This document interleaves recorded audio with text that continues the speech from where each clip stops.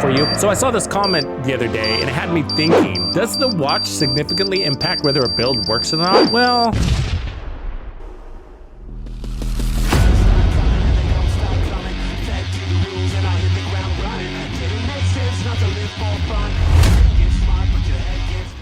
hey Bandito, so I saw this comment the other day and it just kind of had me thinking, let's put that to the test. And so today we're gonna run an extreme challenge. And so the question at hand is, does the watch make or break whether a build works for one player with a watch over 1,000 versus another with a watch under 1,000? So I have 4 characters in the Division 2, many of which I have not applied the SHD points to my character's watch. I'm gonna be using this character versus my main character. And so that's like a watch 0 versus a watch 12,291. I think we're all pretty aware of what the watch is, right? So you earn this when you complete the Warlords of New York campaign, you get Keener's watch. At level 0, you're not gonna have any of these stats filled. And at level 1,000, your watch should be full. Now, the reality is there's not really a watch 12,291. It's really watch 0 versus watch 1,000, right? Because there's no additional power attributes really beyond 1,000 except for health, which isn't really gonna make or break anything in this game, I gotta say, unless you're in PvP, but let's put that aside. So here's a complete list of everything you get when you have 1,000 points signed on your watch. So with this level 0 character, we're gonna have none of those things. And so to do this test, what I'm gonna do is put on the same exact build on the new character, the watch level 0 character, and the experienced character, the one with the watch 12,291. To push this test further to the limits on the new character, I'm not gonna apply any points to the specialization tree. So there's gonna be even less damage and even less survivability to that new level 0 character. So the only thing I've unlocked under that specialization is the skill, so I can use the shield so that we have the same build on both characters, which is the firewall shield. And then what I'm gonna do is I'm gonna run these 2 control points. I'm gonna time them. And so we're gonna use the stat time to clear as the ultimate stat to indicate whether the watch is influencing the build's performance or not. And this isn't intended to be statistically relevant. What I think it's gonna do is just highlight a couple of important principles in this game and probably something that applies to other games as well. So we're gonna go ahead and kick it off. We're gonna start off with the level 0 character. This is the build. And so I'm using the tactical vector. It's got an extremely small mag. It's got some pretty standard crit mods. I'm running 4 pieces of striker. This isn't a build video, so just gonna quickly go through this. And so we're gonna have armor and crit mods throughout. And then I'm running the hunter killer chest. And this is gonna force me to play up close and personal. And intimidate is powered by the bonus armor that's coming off of the memento backpack. And then I got a decoy. It has no mods. I'm running firewall. I'm using the striker shield, which is gonna give us a little bit more damage and protection. And then my crit stats, as you can see here, which are relatively low, but I do have to have high crit chance because I'm running killer on that tactical vector. And I chose this build in particular because I think that one of the important things for this study is to not change my playstyle because of the level 0 character. I'm a pretty aggressive player in the Division 2 and I like run and gun builds, and run and gun builds are high risk and high reward. And so I think it's a really good build to put this concept of the watch to the test because it's performance based. So nothing on this build really works if I'm not doing my job, which is getting in the enemy's face, killing them to get my bonus armor, to get my damage off of the chest piece and my damage on the backpack. Look, there's no armor on kill on this build. There's no fixer drone or reviver. So everything is relying on my performance, on my offense. So I gotta kill to survive. That means I gotta play aggressive and maintain my playstyle. And the first thing that I noticed as a level 0 character was basically that I felt glassier, but it really shouldn't have, because I don't think that total armor is really doing that much for me. I mean, I'm still running the 3 armor cores, but eventually felt a little bit better as I started to pick up more trophies for the memento. The other thing that really stood out to me was the reload speed. That's what I noticed most of all. And it might have to do with the playstyle we're demonstrating here, because out of cover run and gun requires fast reloads. And why? Why is that a thing? Well, because it plays out in so many different ways. So when I'm done killing one enemy and then I reload, and then if I can put those shots out and land them on the next enemy before he puts out shots, then I can stagger him. And so both of those things, putting out shots first and staggering him, prevents him from shooting at me. And because I staggered him, I can continue to put shots on him and kill him perhaps before he even puts out a single bullet. And that adds a ton to survivability. It makes your shield last longer because your shield isn't taking as much damage, your bonus armor is not taking as much damage, you're not taking that micro damage that eventually whittles you down and can get you killed when you step in the wrong situation. So that's where reload speed plays out. But in that same scenario, the damage is also contributing to that situation. So in order to stagger, I need to put out a certain amount of damage in a certain amount of time. And if I'm not doing that, I'm not staggering him. In addition, if I don't have the damage, I might not kill him with the amount of bullets I have available, which is going to add an additional reload and make the reloading situation more noticeable. So it is possible that the damage is indirectly impacting my impressions of the build. But is that making or breaking whether the build works for a level 0 character or for a level 1000 and higher character? Well, what does watch mean anyways? What does a 12,291 watch mean? It means lots of XP. It doesn't mean that the player is good necessarily. There's some correlation, but it's not a guarantee. Does it mean the player has put a lot of time into the game? Well, not necessarily, because there were exploits in the game where many people pulled 80,000, 100,000 watches by sitting in a room, shooting chems at a door day in and day out. And that didn't require any extra special skill. It just required a little bit of practice, something that they learned. And they got mega watches from that, whether they were new players or experienced players. It also doesn't mean that they're bad at the game because they have big watches. My watch is pretty typical. It might look large, but it's actually not. I've been playing since 2019. And I've never really done any of those exploits. And so this is all XP I've earned just by playing the game, playing the global events and stuff like that. Does it mean I'm a good player? Well, it could. It doesn't necessarily say I'm a bad player. You don't really know. As a matter of fact, I got a good story. So on Tuesdays and Wednesdays, we do these incursion guides for the community where we help the community get their Ouroboros from Paradise Lost. Anyways, we were playing with this guy. I can't remember his name, but he was a really nice guy. And he jumped in and he was level 450. And at first I was a little bit worried in the back of my mind because 450, I was like, oh, he's relatively new. He might not have anything. He had watched my guide video, so he had the build all ready to go. And yeah, he had to make a couple of quick changes, but he was real quick to do that and it was nice. We ran the thing and he performed really well. He was basically flawless. And I was quite impressed, and I even said so during the stream, like, well, good job. But as we learned more about him, he appeared to be a new player, but he actually wasn't. It just turns out that he left the game a while back, soon after he got the Warlords of New York, so his watch was only 50, and he quickly climbed to level 450 in a matter of weeks. And so he had a general idea of the gameplay mechanics in the division, even though it had been some time. So yeah, he's kind of a new player, kind of not. So just because somebody has a low watch, especially now because we got a lot of returning players, doesn't mean that they're new, right? So be careful on booting people that have lower watches. And then you guys see those trolling comments a lot out there on videos and YouTube where people are hating on people with big watches. Oh, I played with this guy that had a huge watch and he sucks. It's amazing to me how many players suck in the Division 2. It's like, geez, man, take it easy. Elitist much? Just because somebody has a big watch doesn't mean they're an expert at the game. It just means that they've earned a lot of XP over time. But how did they earn that XP? You don't know. And so what if they put twice as much time as you did earning that XP because they played the game on challenging or normal mode or hard, where the XP per hour is lower and the game is easier. So they might have more hours in the game than you, but they were playing the game easier. And so maybe they want to jump in on an incursion or a raid, so now they're stepping up to a more difficult level. But does that make them a bad player because they're more comfortable playing the game on hard? I'm not going to say that. There's some people that might just enjoy playing at the lower levels because the enemies are less bullet spongy. I get it. And we're doing this test on heroic level 4 control points, and the reason why is because it's basically the hardest open world content besides directives, because there's so many elites. There's hardly any non-elites, and that makes the enemy's health pool extremely high, as well as you're outnumbered, basically 1 to 50 in 2 waves. So yeah, that's not easy stuff, especially for level 0 characters. What makes a good and a bad player? Again, not the watch. I don't think it's quite appropriate to call somebody out for having a big watch and not performing as well as you'd expect them to. Because again, you don't know how long it took them to get that 12,000 or 5,000 or 6,000 watch. You don't know what type of content that they played. For example, there's some people that only play missions and that's all they do. And that content could be memorized. It could be predictable. And because you know which boss is coming out what door, how many enemies are coming out of a door, and how many waves there are, you can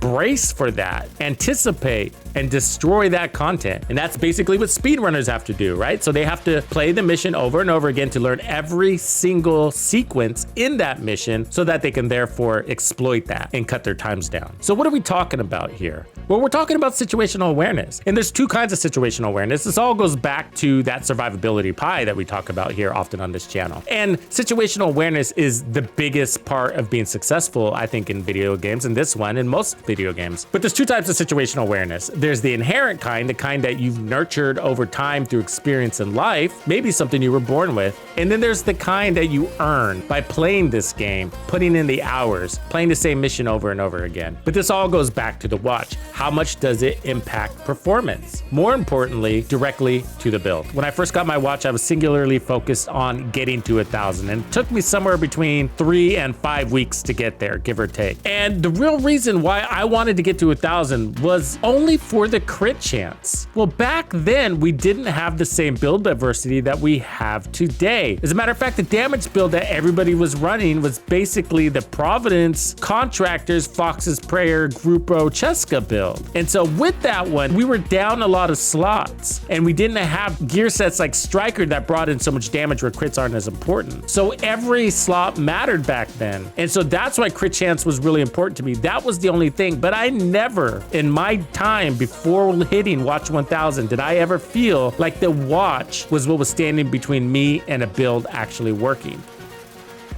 Okay, so we're wrapping up this second control point with my level 0 character, and it took us just over 9 minutes, not including travel time between the control points, to clear them both, start to finish.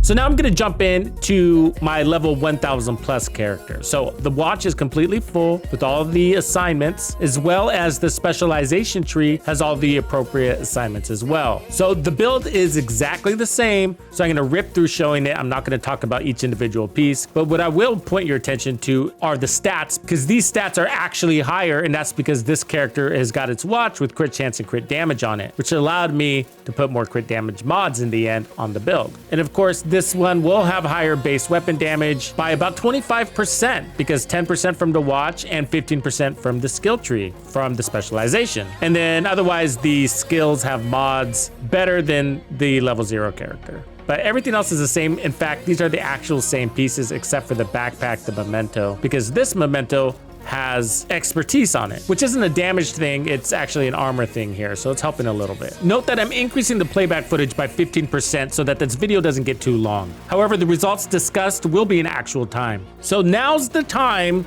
to place your bets. So with the watch 1000 and higher, or 12,000, I guess, will I beat 9 minutes and 11 seconds on those same 2 control points? It's a really good question. Now, it's safe to assume not having the extra stats isn't going to help. That's obvious, but how much does it help? And that's not really what's at question here, although it is an interesting question. Again, the question is, does it make or break the build, like so many people assume? The other question that goes along with that is there a build out there where your watch stats actually make or break the build? Meaning, like, without your watch being full or without that attribute being full on your watch, the build doesn't work. I can't really think of one. Can you? If so, would you mind marking it in the comments below? Now, the ones that do come to mind are usually like the hazard protection builds where you need that 10% hazard protection in order to get there. But we got a lot more hazard protection options now, so I'm not sure that's the case anymore, especially with Cavalier giving you so much Hasbro. Sure, it affects something if you don't have that 10% hazard protection on your watch, but I can't imagine that's gonna make or break the build. And so what's really interesting is that I don't think there's any one stat that really contributes to making or breaking a build. I think it's the combination of everything together that gives you that survivability. Let me discuss it in terms of builds. So between any 2 builds, whether you're running Striker versus Heartbreaker, or Heartbreaker versus Umbra, or Striker versus Ongoing Directive, whatever, and you did a study similar to this where you ran your all red Striker build and ran 2 or 3 control points, and then you ran an all red Umbra build and ran 2 or 3 control points, what you would find is that your time to clear, your survivability, and your time to kill would all relatively be the same. And the most important metric, the time to clear, would be within seconds of each other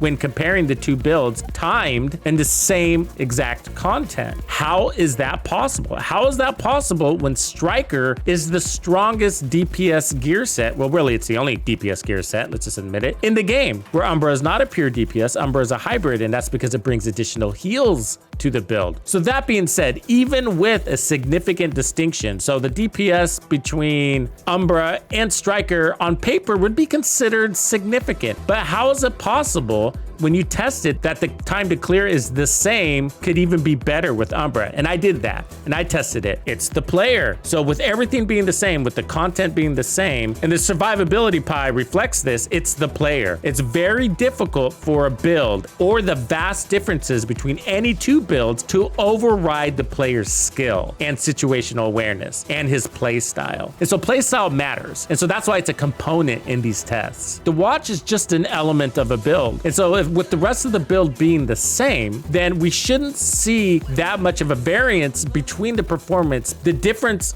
might be vast on paper, but in practice, it's going to be very difficult for the difference to override the player's skill, situational level, and play style in the game. Why? I have theories. I mean, like if you take a brand new player day one and you give him an all red striker build, I'm not sure it's gonna make him better. Just because I have maximum damage doesn't make me a better player. And how can it not make me a better player? I have all the damage in the world, and you saw from the survivability pie that time to kill, which relates to DPS, is a giant element in your survivability. So in theory, I would have really high survivability. That's because it's secondary to the player themselves. There's an echelon here, a superiority here, because time to kill or DPS is secondary to the user of that stat. And so when you isolate something and put it in a vacuum, such as the testing range or a piece of paper or spreadsheet, then you'll see the differences play out. But by being in that vacuum, you take out the most important element to the performance of the build, and that is the player, because it's the player's skill and situational awareness that applies that build to all the variables in the game.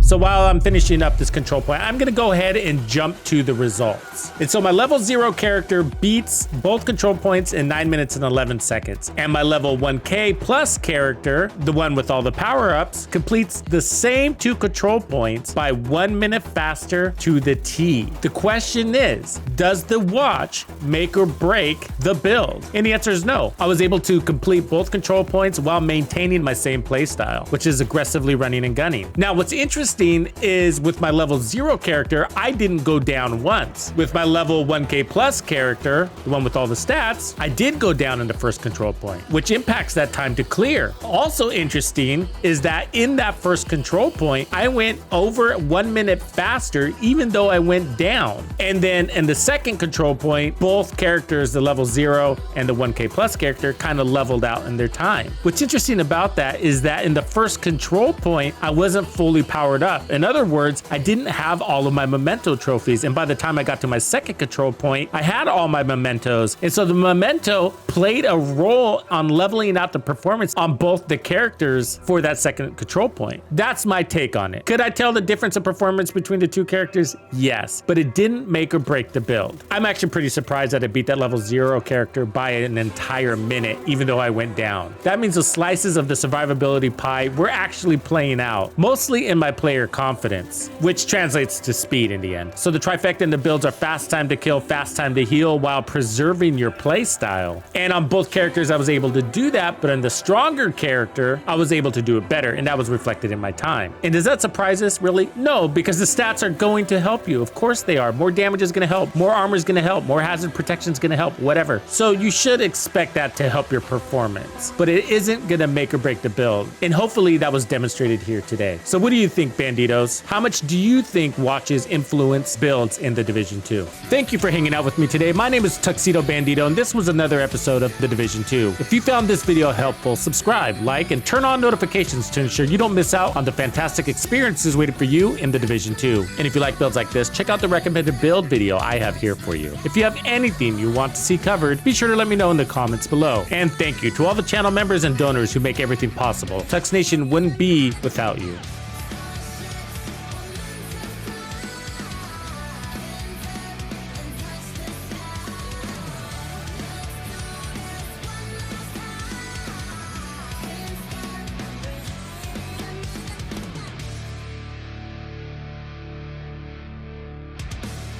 Follow me.